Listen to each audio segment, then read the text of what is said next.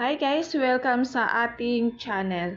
Ayan, ang gagawin natin video ngayon ay ipapakita ko sa inyo guys kung paano natin makikita ang ating Facebook page URL gamit ang ating cellphone.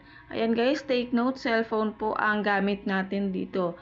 At ang una po natin gagawin ay magbubukas lang tayo ng ating browser. Kahit na anong browser guys ang meron kayo ay pwede nyo po yan gamitin.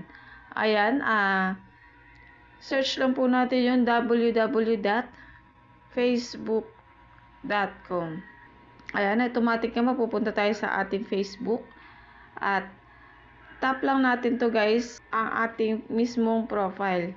Okay, at makikita nyo po sa baba yung mga Facebook page nyo po na available.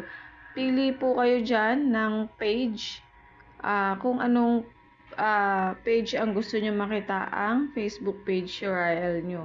Ayan guys, nakapili na nga po ako ng Facebook page URL na gusto kong makita. Okay?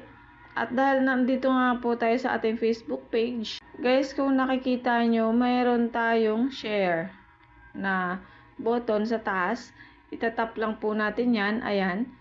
At yung lalabas na yan guys, sa taas, yan po mismo ang ating Facebook page URL. At pwede po natin yan i-copy, i-double check po natin kung talagang yan po yung Facebook page URL natin.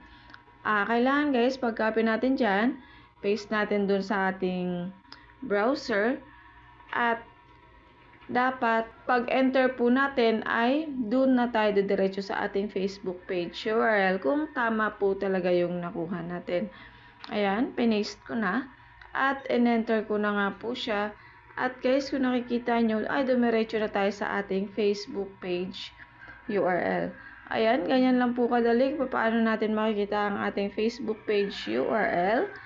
At sana may nakuha po kayo at naiintindihan nyo po sana yung aking explanation. Ayan guys, kung hindi ka pa po nakapag-subscribe sa aking channel, mag-subscribe ka na. At i-click mo na rin guys yung notification bell button and pakilike na rin po ng video. At see you po sa aking next video. Bye!